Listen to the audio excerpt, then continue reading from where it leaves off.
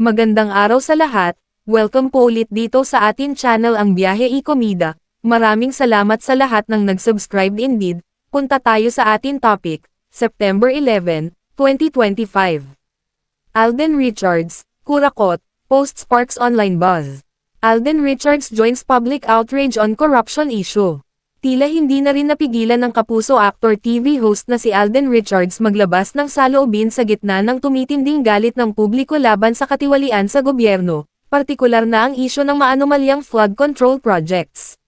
Sa Instagram stories nitong Miyerkules, September 10, 2025, ni-repost ni Alden ang isang art card na naglalaman ng definisyon ng kurakot.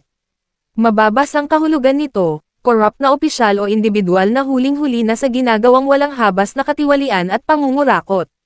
Ramdam sa tono ng repost ni Alden ang pagkadismaya sa mga politikong nasa katungkulan ngunit walang malasakit sa taong bayan. Marami ang nakakaunawa sa sentimiento ni Alden lalo na't isa siya sa malaki ang ibinabayad na buwis. Umani rin ng papuri mula sa netizens ang post ng aktor. Kilala kasing hindi gaanong nakikialam si Alden pagdating sa isyo ng politika kaya't ikinagulat ng ilan sa kanyang taga-suporta ang post nito. Komento ng isang netizen sa Reddit, published as is, "Wow, is this the first time na mag-comment siya about political issues?" Saad pa ng isa, published as is, "The shade. Hahaha, good job, Alden." Sabi naman ng isa, published as is, "Boom.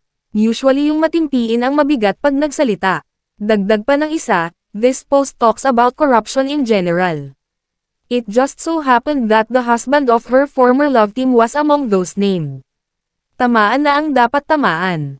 Bukod kay Alden ay may ilang kapwa celebrities na rin ang nagsalita online para ipahayag ang kanilang pagkadismaya sa nangyayaring korupsyon sa bansa.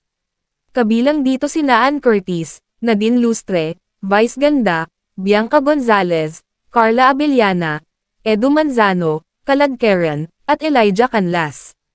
Ramdam natin ang pinanggagalingan ng ating mga celebrity, dahil sa laki ng ambag nila sa pagbabayad ng buwis.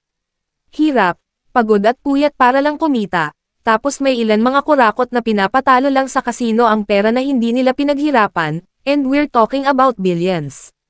E-follow ang Instagram ni @AldenRichards02. E-click ang link sa description box.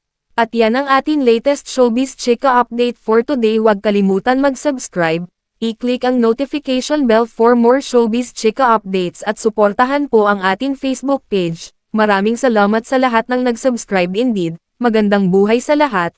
Adios.